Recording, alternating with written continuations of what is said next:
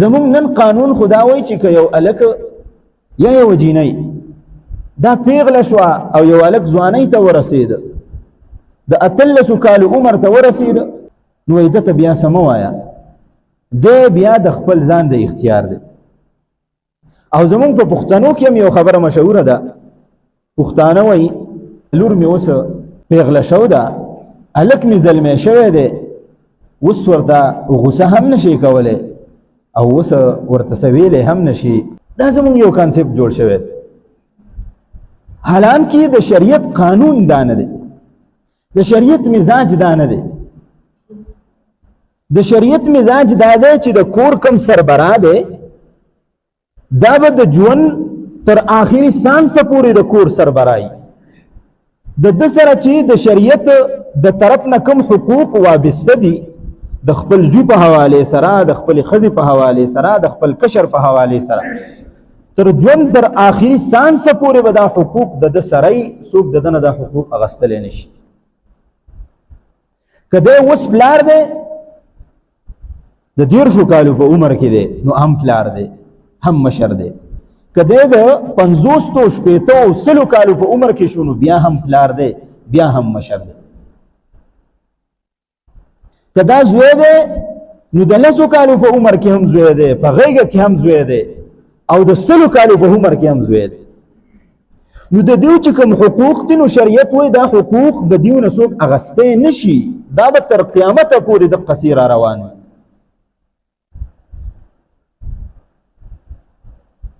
د جنګونو اختلافاتو د ټولو نه لوی سبب څه ګرځي زموږ په معاشره کې؟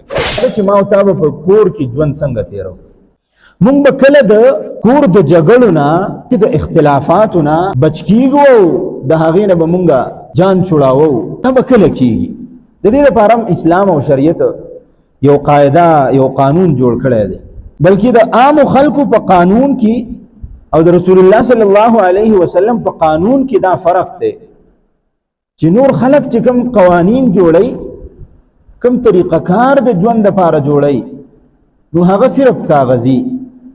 او رسول الله صلی الله علیه وسلم چې کوم قانون جوړ کړی دی، نو هغه په خپل اول په ځان کې راوستی دی، خلکو ته یې دقه سې ښودلی دی ځان چې داسې قانون پکار دی، په داسې طریقه باندې ځان ژوند تېرول پکار دی. اوس رسول الله صلی الله علیه وسلم د کور زندگی څنګه تېره کړې ده، په دې باندې یو څو خبرې تاسو ته عرض کوم، او دا ډېرې اهمې خبرې دي، او یقینا چې ستاسو دپاره به دا ګورې ناشنا خبرې هم. زمونږ په معاشره کې د جنګونو لوی سبب دا داسې ګرځي چې مونږ د قرآن او د حدیث قانون په ځان باندې نه دی لاګو کړ. په امریکا کې به یو قانون جوړ شي، دلته کې به راولېږلی شي، خلک پې سترګې پټې کړي، په پارلمنټ کې هغه پاس شي. دې ته نشي کتلی چې آیا دا قانون زما په حق کې د بهترۍ سبب ګرځي او که نه زما نوجوان نسل تباه کوي، زما بچی تباه کوي. په امریکا کې دا قانون دی چې زوی دا ځوان شو، لور ځوانه شوه، د دې د مور او د پلار اختیار د دې نه ختم شو. اوس که ده ته څه مسله راځي، نو دا به تاڼې ترین کوي، دا به چېرته رینګ کوي؟ تاڼې ته به رینګ کوي. شریعت وینا تاڼه خو آخري اپشن دی، شریعت حکم ذکر کوي وَإِنْ خِفْتُمْ شِقَاقَ بَيْنِهِمَا فَبَعَثُوا حَكَمًا مِّنْ أَهْلِهِ وَحَكَمًا مِّنْ أَهْلِهَا إِنْ يُرِيدَا إِصْلَاحًا يُوَفِّقِ اللَّهُ بَيْنَهُمَا. د شریعت قانون دا دی چې نه، ستا زوی، ستا لور، ستا کور والا که چېرې ستاسو په منځ کې اختلاف راشي، نو اول خو دواړه کښېنئ، دا اختلاف ختم کړئ، دا اختلاف حل کړئ. او اختلاف راځي په یو کور کې، پلار اوسېږي، ښځه اوسېږي، بچي اوسېږي، نو خامخا اختلاف به راځي. او رشته دار دې هم نه اوسېږي، دا رشتو والا خوني رشتو والا دې هم نه اوسېږي، عام خلک دې اوسېږي په یو ځای کې، په یو کور کې، په یو کمره کې، بیا هم اختلافات راځي. زه تاسو ته مثالونه ذکر کوم د رسول الله مبارک په ژوند کې څومره عجیبه خبرې راغلي دي. د رسول الله مبارک شاندار طرز عمل، شاندار کردار هغه څنګه و، تاسو به حیران شئ. نو قرآن او حدیث مونږ ته وایي نه لول بخپل معاملات په خپل کور کې دننه پټ په پټه حل کړي. دا یوازې د ښځې او د خاوند یا د بچي او د پلار په منځ کې معامله نه ده. د رونو په منځ کې اختلاف راغی، ستا د ټبر په منځ کې اختلاف راغی، نو د شریعت قانون دا دی چې دوه په دوه کېنئ، پټ په پټه دا معامله سرته ورسوئ. که چېرې تاسو دا ګڼئ چې دا معامله پټ په پټه سرته نه رسي، نو فبعثوا حکما من اهله وحکما من اهلها. که د ښځې او د خاوند معامله ده، د خاندانونو معامله ده، نو یو سړی د هغه طرف نه یو سړی د دې طرف نه، دا دواړه کېنئ او د دې خلکو په منځ کې دا اختلاف ختم کړئ، د ښځې او خاوند په منځ کې دا اختلاف ختم کړئ، دا بهر ته مو وباسئ. که چېرې په دې باندې هم معامله نه حل کېږي، نو بیا تاسو متعلقه چې کوم د حکومت د طرف نه قانون جوړ دی هغې ته لاس اچوئ، نو بیا خیر. اوس که زمونږ هغه د ښځې او د خاوند په منځ کې چلو اختلاف راغی، نو زمونږ په دې ملک کې مزاج دا جوړ شوی دی چې د ټولو نه کم آخري څیز دی چې مونږ تاسو ورته طلاق وایو، دغه مونږ اول ګرځولی دی. ښځه چې ورانۍ کوي، نو خاوند هغې له چې دمکي ورکوي، نو اولنۍ دمکي وله دا ورکوي، ګورئ سمه شه، ګورئ د کور نه به دې لرې کړم. حالانکه دا آخري اپشن دی. د امریکې قانون خدا دی، څو ورځې مخکې دا خبره شوې وه، د هغې قانون دا دی چې د ښځې او د خاوند په منځ کې اختلاف راغی، ښځې رینګ وکړه تاڼې ته، په هغه خاوند پسې پولیس راله، هغې ته اتکړې واچولې، بوته یې تاڼې ته. اوس تاسو ماته ووایئ چې یو ښځه ستاسو په کور کې اوسېږي او د هغې ښځې د وجې نه ستا لاس ته کړۍ واچولی شي، دغه ښځه به ته نوره برداشت کړي په خپل کور چې کله دغه سړی راخلاص شو چې ایسته یې ښځې له طلاق ورکړه. وایي ستا په اختیار کې دا و چې زه دې په پولیسو ونیولم، زما په اختیار کې دا ده چې زه له طلاق درکړم. نو په دې باندې معامله حل خو نه شوه که نه، معامله خرابېدو طرف ته لاړه. دا ما تاسو له صرف یو مثال درکړ. نور د هر یوې معاملې دا پوزیشن دی، که چېرې هغه ستا د کور نه ووته دا به سنګین کېږي، دا د دوو مشرانو د لاس نه ووته دا به نوره سنګینه کېږي، دا به خرابۍ طرف ته ځي. که دغه بچی دی ستا د لاس نه ووته او ته وایې چې د 18 کالو شوی دی او زما پې اوس لاس نه رسي، دا به دې سر له ستا ټکی کېږي، دا به راځي او د ده چې څومره هغه خرابۍ دي د ده په ژوند کې وروسته معاملات راځي، یاد ساته ته به پې یادېږي. د رسول الله صلی الله علیه وسلم او د هغه د اصحابو ژوند راواخلئ. زه یو څو واقعات ذکر کوم او په هغې کې عبرت دی زموږ دپاره، د هغې نه لږ سبق اخیستل پکار. د رسول الله مبارک معمول به دا و چې کومې بیبیانې وي، نو چې کله به رسول الله مبارک په کور کې و، نو نمبر مقرر و، هر یوې بیبي له به یې وخت ورکاو، یوه شپه د یوې سره، بله شپه د بلې سره، بله شپه د بلې سره، یو باري مقرر وه. خو چې کله به رسول الله مبارک سفر باندې ته، نو د خپل بیبیانو ازواج مطهراتو په منځ کې به خسنه ایسته، چې د چا به خسنه راووته، د رسول الله مبارک سره به هغه په سفر باندې تله. په یو موقع باندې رسول الله مبارک غزوه مریسی ته تله او صحابه کرام د ځان سره روان کړه، نو چې خسنه یې وویشه، نو د حضرت عایشه صدیقه رضی الله تعالی عنها خسنه راووت. عایشه صدیقه رضی الله تعالی عنها تیاری کاو، روانېده. نو معمول به دا و چې اوس هم دا معمول دی چې چېرته کې څوک په سفر باندې ځي، نو هغه چې خپل سره وسنئ، نو د بل خور نه راواخلي، یا په کور کې ورنداري، یا د کور نور افرادي د هغې نه سره راواخلي. بوقره ورڅخه نه وي، ښه بوقره راواخلي، ښه کپړې ورواچوي. حضرت عایشه صدیقه رضی الله تعالی عنها چې کله لله په دې سفر باندې، نو یو هار یې راواغست د خپلې خور حضرت اسما رضی الله تعالی عنها. دا هار امیل مال راکړه، چې کله را واپس شوم بیا به واپس درکړه. ای وی ټیک ده، هار یې ترې راواغسته او دی ولاړ. چې کله لاړ غزوه وشوله مسلمانانو ته فتح میلاو شوه واپسې کې راتله نو د ماښام ټیم دی او صحابه کرام ډېر ستړي شوي دي رسول الله مبارک ورته وفرمایل چې تاسو دلته کې پړاو واچوئ سحر وختي به په دې دلته به راپاسو سحر وختي او د دې ځای نه به وځو او په پلانکي ځای کې به مونځ ادا کړو د سحر او اوس دلته کې ارام و ټول صحابه کرام وده شو سحر وختي راپاسېده څه ګوري چې حضرت عایشه صدیقه رضی الله تعالی عنها خپلې غاړې ته لاس کړ نو امیلې نشته اوس ګوره په دې قصه کې په یو ټکي کې څومره عبرت دی څومره د ژوند د تېرولو یو خوند دی په دې قصه کې عایشه صدیقه رضی الله تعالی عنها مور بي غاړه وکړه هار نشته دی رسول الله مبارک ته وی الله رسول حال ورک شوی رسول الله مبارک صحابه کرام را جمع کړ چلو جی استاسو د مور نه هار ورک شوی دی هار وګورئ رسول الله مبارک مو وته او هار ګوري صحابه کرام هم لګیا دي غیر چا پیر هار ګوري هار میلاو نشو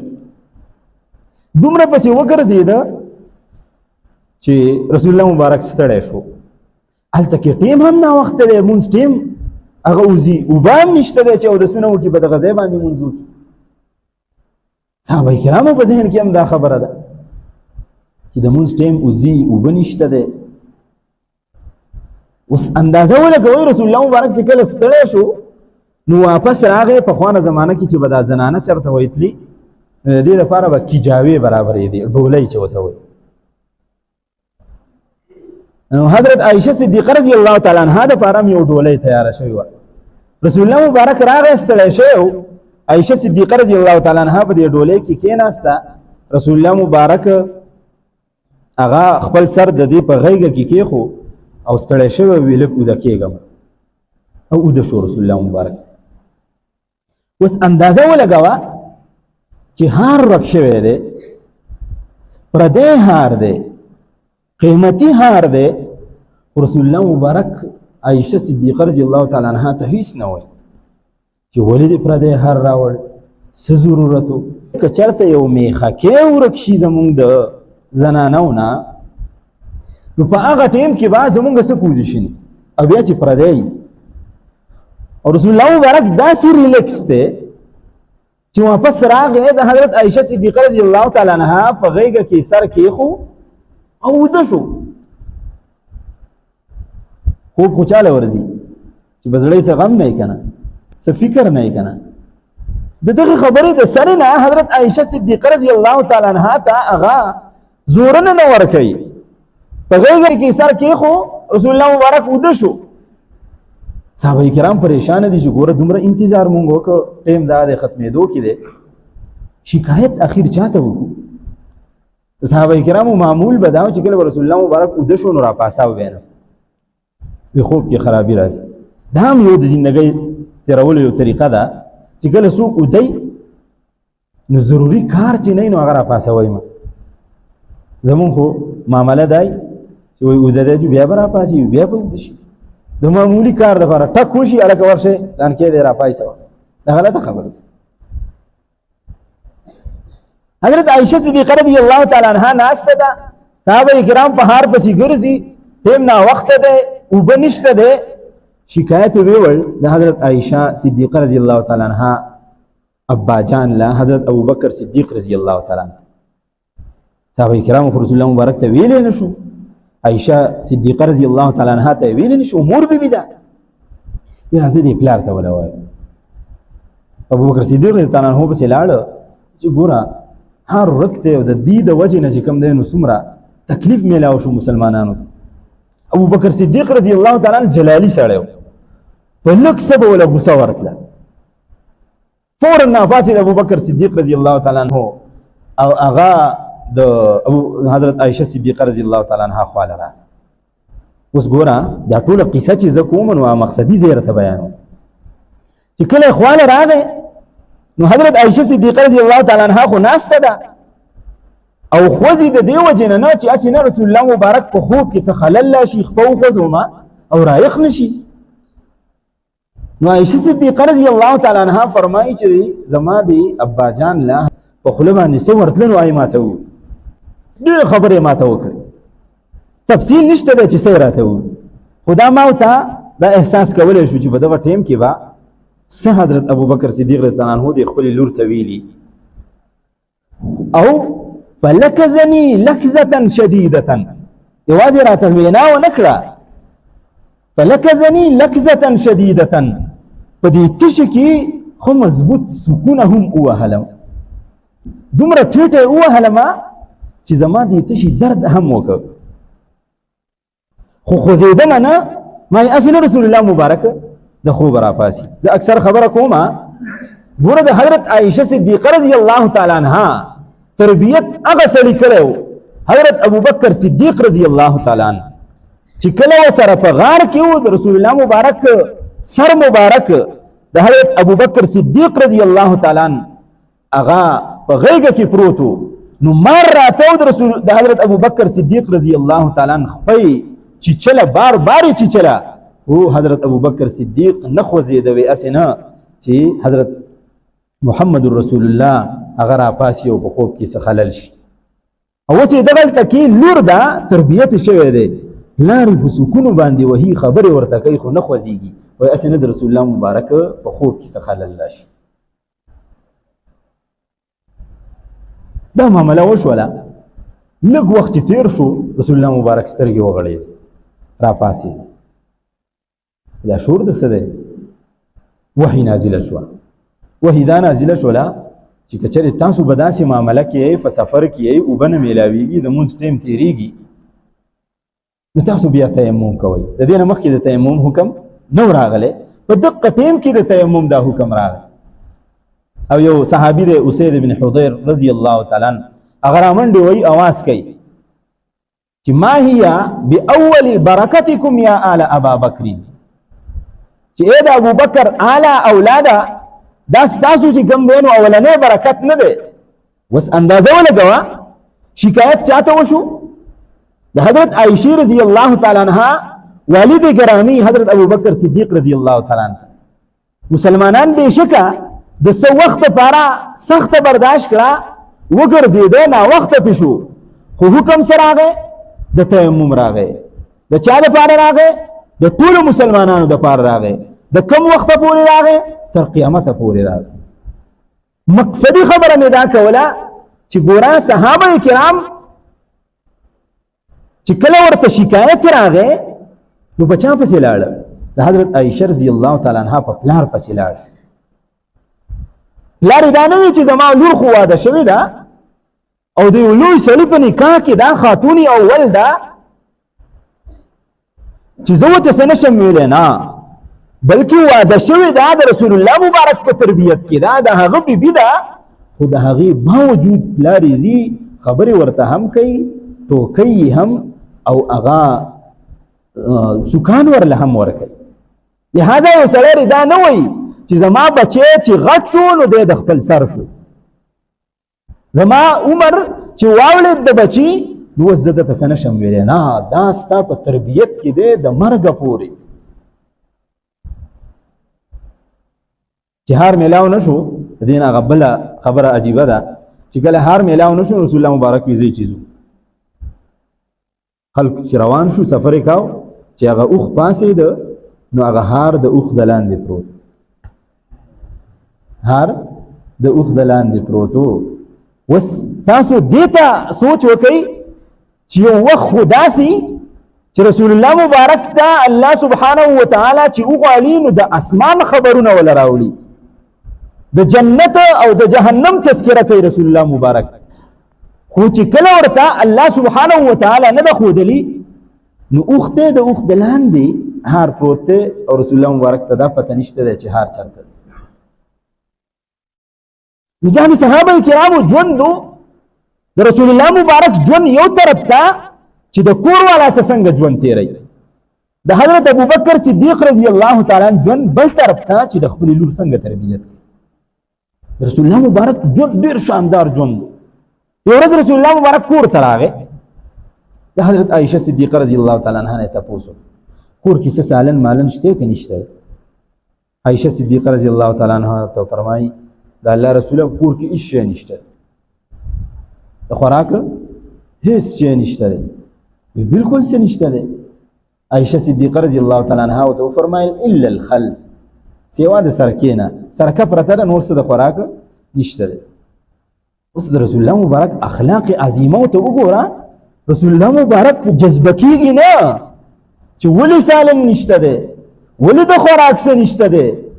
زه بهر عمرالم خامخا د روټۍ ټیم ده نه د رسول الله مبارک اخلاق شاندار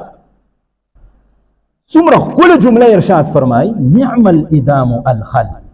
عائشې د سرکې نه بهترین سالن بل شته هغه راوړه که نه د سرکې سالن سالن دی بهترین هغه راوړه رسول الله مبارک وچه ډوډۍ راوغوښته او دا سرکې سره یې وخوړه دا ژوند و مونږ خپل ژوند د رسول الله مبارک د ژوند موافق نه دی تیر کړی په کور کې اختلافات راځي د حضرت عمر فاروق رضی الله تعالی عنه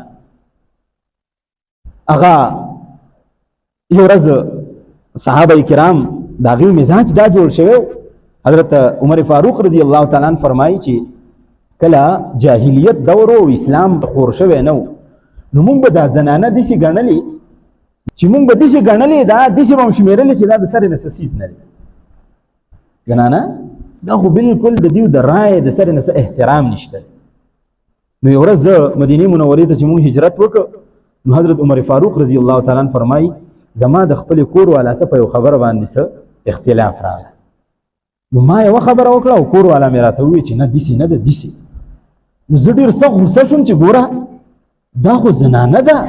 دې نه د خبرې اختیار چا ورکړی دی دا خو نه ده پکار او ذهن ته مې فورا دا خبر راله چې ګوره مونږ کله په مکه مکرمه کې وو نو په مکه مکرمه کې به د زنانو مزاج دا و چې خاوند ته به خبره نه کوله بالکل بس چې خاوند ورته څه ووایي که ښه وه او که ناښه وه ټیک ده او په مدینه منوره کې د زنانو دا مزاج و چې خپلو خاوندانو ته به یې خبرې ورګرځولې خبرې به یې ورته کولې اختلاف پراته نو زما ذهن ته دا راله چې دا کار چې زما د ښځې زده کړه نو دا د انصارو د ښځو نه زده کړه نو پریشانه شوم نو د ښځې سره مې دا خبرې کولې چې تا ما ته ولې دا خبره وکړه چې ما څه ویلې وی بس په کار تاله دا وه چې تا وی چې لبیک بس ټیک ده ما ته مې په دې خبرو دوران کې خپلې کور والا ووایي چې ته خو ما ته دا خبرې کې لاړ شه د خپلې لور لږ خبر دې واخله چې د رسول الله مبارک په کور کې څه دي حضرت حفصه رضی الله تعالی عنها د رسول الله مبارک کور والا ده بیبي ده او د عمر فاروق رضی الله عنه هغه لور ده وی ما د خپو نه ځمکه وتښتېده چې ولې زما لور به هم پیغمبر ته څه وایي دا کیدی شي فورا رالم کپړې مې برابر کړې او رالم رسول الله مبارک خواته خپله لور مې راوغوښتله چې لور ستا د رسول الله مبارک سره په خبره باندې اختلاف راځي چې هاو راځي ته ورته په یو خبره کې نه کې بالکل کوم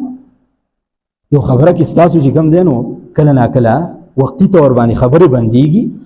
بالکل بندېږي چې لور دا ته ولې کې وی چې زموږ خو زه ښځه یم د هغه زه یې کور والا یم او هغه زما خاوند دی خامخا به دا خبرې په منځ کې راځي او چې دا خبرې د ښځې او د خاوند په منځ کې نه راځي نو د چا په منځ کې به راځي ما ورته وویل چې لور عام طور باندې د ښځې او د خاوند په منځ کې چې اختلاف راځي نو د دې وجې نه راځي چې هغه مطالبات کوي زنانه مطالبات کوي دا وکړه دا وکړه ما ورته وویل چې لور د نن نه بعد به پیغمبر علیه صلات وسلام ته د څه نه وی که ستاسې ضرورت وي نو ما ته به ووایې زه به درله هغه پوره کوم